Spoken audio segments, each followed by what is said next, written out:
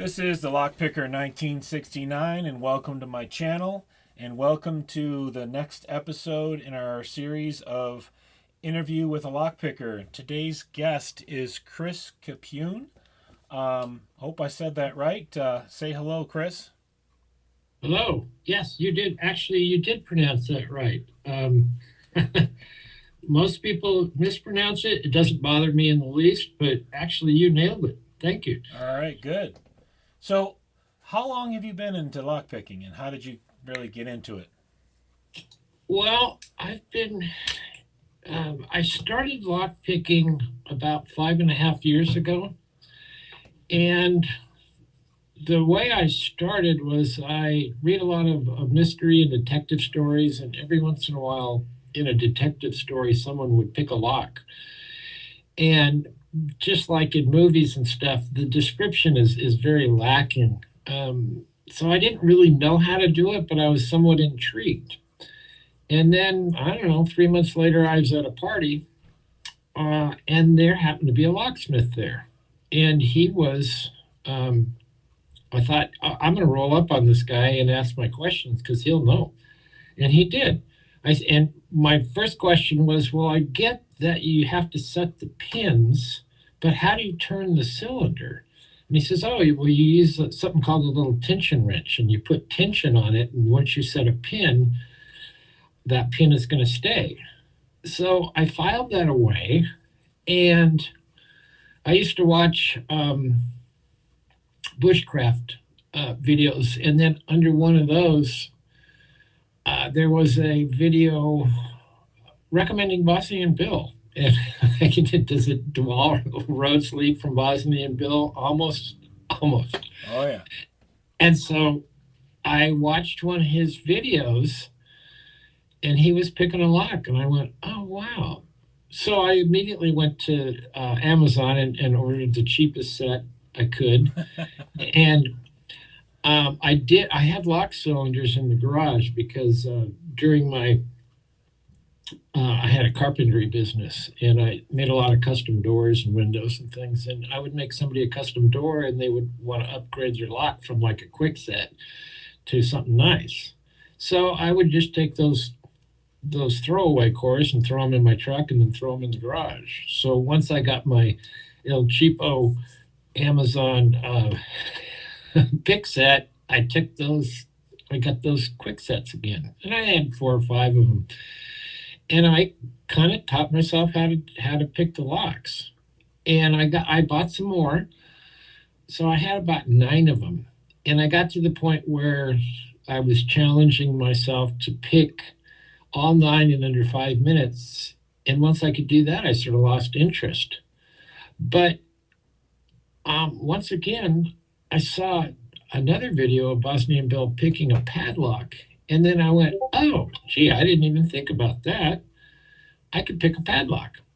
Okay, so then I started get some padlocks and started watching Albert LaBelle. I used to do a lot of challenge locks and post 3 times a week. And I was a big commenter for a long time. So that's kind of how I got started in it. Is that where your collection started as well? No, I didn't have a YouTube channel even at that point. So, but I thought I would like, because I liked Albert's channel so much, I thought I'm going to build a challenge lock and send it to him, which I did. And he gave me good words for my first challenge lock, and gave me some tips and so on. And I noticed that people were subscribed to my channel, and I didn't even know I had a YouTube channel. I didn't know I had that option. And I started it so long ago that. So I reached out to Albert LaBelle and also the Helpful Lockpicker, and I said, how do you do this? How do you post a video? And they were very helpful. And I want to say right here, I want to say my channel stands on the shoulders of all the help I've gotten from all of these people over the years. So my first video was I picked a titanium, what is it, the 85 the 80 Ti 50. Yep. There. And I picked that for a stock lock Sunday. And I picked way before I had my channel. I had picked a lot of other locks, but I thought this one is the one I wanted to start with. So that's kind of how I started in lock sport, picking locks, and also how I started my channel. And now, what, over 2,200 videos later? Yes, a million. Yes, an awful lot of videos. That's an unbelievable amount of videos and a lot of dedication. It's self-serving because I really enjoy posting videos. I get inspired by other people's channels, and they have a lock, and I go, oh, I want to try that one. And because I have an extensive collection, I can usually find that lock or one very similar, and then pick it, and then I get to pick it on my channel. So it's been very fun. So when we were talking before this interview, you'd mentioned about something to do with the L.A. River. Can you Oh yeah, talk yeah, about that yeah. a little bit? That was kind of the start of my lock collection. Um, I don't know who it was, but somebody somebody posted a video of an old Yale padlock, and I thought, wow, that's really cool. And like the next weekend, I was over at the L.A. River, and I don't fish there, but we were taking some newcomers in a beginning casting class there, so they could cast into current. And where we enter that area, there's a big iron swing away barricade, and it had a whole bunch of locks on it, all kinds of padlocks. A couple of them were old Yales, some masters, some, gosh, I can't even remember. But there's about 7 or 8 different locks on there, and I was dying to pick them, but I knew even then I knew, well, you don't pick locks you don't own. And so what I thought, okay, this would be a cool project. I'll go on eBay and find each and every one of those models of locks, learn how to pick them, and the next time I pass that way, I can look at those locks and say, yeah, I got you. I got you. Well, that started the collecting. I mean, I was And how many locks are in your collection these days? well, I've lost actual count, but I estimate between 7 and 8 thousand locks. So I don't recommend that. And I'm assuming you store them in cabinets and so forth. So have you reinforced your floors yet?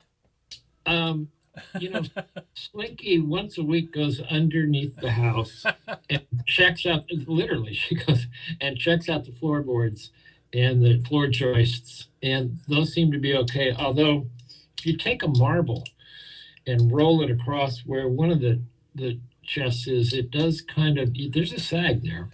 But It kind of rests underneath it. well, these things, they have so many locks in them. I mean, thousands and thousands of pounds.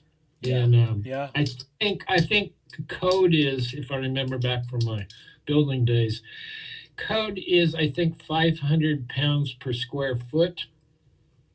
Well, um, these probably exceed those. So, Yeah, I don't doubt that. but we're not worried. And the table has a little crack in it because the table has, I, I can't even imagine how many pounds on the table, but it seems to be holding. So So, if I cease to post anymore, then the table collapsed on me.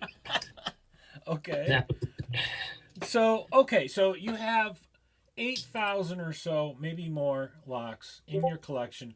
Which type of locks are your favorites? well, that's really a tough one.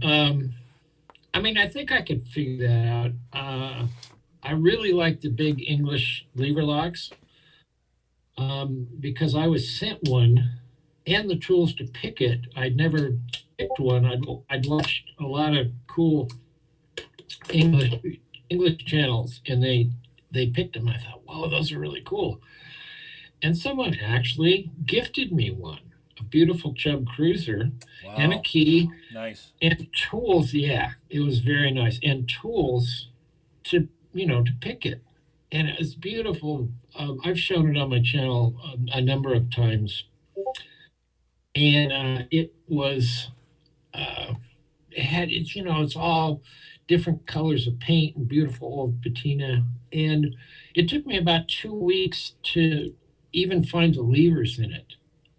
And so I would watch the guys picking them, and I would ask them questions. Well, what about this, or what about the tension? And they were giving me a lot of feedback. So after about 2 weeks, I mean, I love this lock so much that I just wanted to share it again. I Yeah. showed getting it. So I started the video saying, this is here it is. It's been 2 weeks. I'm just starting to feel where the damn levers are. And I began to say all of the instructions on how to pick it as I was picking it. And I said, there's no way I can hope to get this open, but I did want to show you that I can set a couple of levers. Well, as Cool. I'm saying this, I opened it. It just totally blew me away. I Yeah. mean, first time on camera, not expecting it, boom, and it opened. Nice. I was over the moon. So I have to say, I have a very, very deep fondness for all the big lever padlocks. Oh yeah, I can say I definitely enjoy antique and vintage locks, and I love my lever locks also. Yeah, Definitely. they're It's very just fun. It's a different type of picking, and people sometimes over here in the U.S. are a little hesitant to start because hey, they're expensive, or they can be expensive, and then you also have to have tools. But if you watch Brummy shows you how to make tools out of stuff you just find or you already have, and how to start doing it. And that's a lot of my homemade tools for the lever locks are based around um, tools that he's shown us all how to make. So okay. they So are cool. with all these choices and locks you have, what would you say is the most difficult lock you've tried and unsuccessfully opened, and what's the most difficult lock you've gotten open? Oh well, let's see. The most difficult are the V10s. Those would be ASA V10s in padlocks and in somewhat different form padlocks and cylinder locks. Yeah, I have that one in the prison cylinder one. Yeah, and I have a bunch of those. Um, I have not opened any of those. I would love to be able to open one of those, and I worked on that.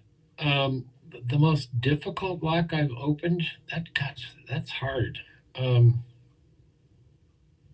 oh well, one that I've never gotten on camera, and this is once again before I started my channel.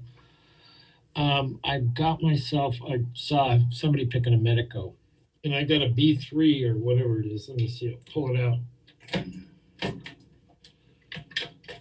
I got a brand new one. Oh, I lose my mic. There we go. Sorry, sorry about the bang. That's It all right. is a Medico Asa Abloy. It's an M3B. So I bought one of these brand new, and I proceeded to I can never remember the term where you take about three or four pins out. You progressive pinning it. But my first problem with it is if you are familiar with that keyway, it's huge. The top of the keyway is just immense. So that's when I developed what I call tongue in cheek the universal tension wrench, which is a windshield wiper and it has a little bend on the end. And that tends to grip that thing. So Ah, okay. that's where that came from. And I'm kind of stuck with it pretty much ever since. And I did I would progressively pin it the first three and the last, and take those out, and the last three, and for a period of 3 months. This is once again before I had my channel. I practiced it every day for about 10 minutes, and I think there was like a week or a week and a half in there where I gave it a rest. But after 3 months, I could get it pretty often, and then I picked it. But I have never picked it on my channel. I've sort of lost the knack, the feel, the whole thing. Yeah. Um, but it's I still love it. I still like that idea that I could focus on something as a goal and end up on the other end getting an open on something Definitely. that was very, very difficult. Definitely. So All right. so yeah. So last question I'm curious to ask, and I think our audience would be interested also. What picks or pick sets or tools do you prefer working with?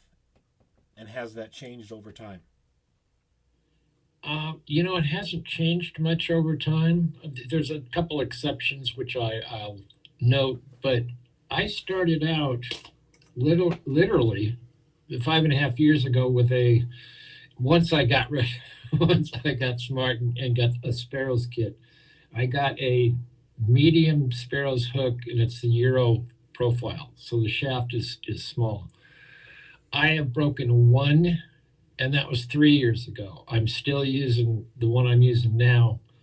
I do sometimes take a file, and because the tip will get rounded from picking on it, I pick on it with it every single day. Um, so that is my go-to pick, my favorite pick. When they came out when Sparrows came out with the monkey paw, I thought, you know what, I can use this monkey paw pretty much the same, and it can take more abuse because Yeah. on Similocks that I have to bully a little bit, it could take it. So I like that. But I do have a lot of custom picks that I absolutely love, um, from Daz Evers, from Butcher's Block, and most recently from Joe Picks, and I've showed those, and those are just phenomenal. I mean, they're gorgeous. They give wonderful feedback. They just I can't say enough about Joe Picks. So Yep. if you're thinking of getting a custom pick, check out Joe because he can give you whatever profile you want, whatever handle style you want, whatever you name it. Um, Plastic, wood. It's I don't know. It's not plastic, but whatever. I can't remember what it is. Resin, composite. Yeah, yeah, Yep. and or wood or Yep. whatever. And his price is like extremely reasonable. His turnaround time is extremely reasonable, and he's just an all-around great guy. So Great. Well, I want to thank you for this today. This has been a great interview, and I'm hoping everybody enjoyed it as much as I did. Is there anything you want to say to everyone before we wrap up? Um, no, other than like I say, my channel does, you know, is here because of so many of the early lock pickers subscribed to me and gave me great feedback and information and answered all my questions and stuff. I mean, a lot of them are not posting anymore, but we all know their names. Bill Bacardi and another one, Den Brass, also Daz Evers. It goes on. The list goes on. So that's what I love about this community, and that it just keeps giving back, Yeah, and it moves everybody forward. So definitely. I want to thank the whole community, and I want to thank you for introducing the community to a lot of us lock pickers in our stories. It's my pleasure. Okay, Very so I'm going to wrap this up for this episode. I want to remind people, please remember to hit subscribe, hit notifications all, so you're notified when new content comes out like this. And I want to thank everybody for listening, and we'll see you in the next episode. Thanks, Chris. Oh, you're quite welcome. Thank you.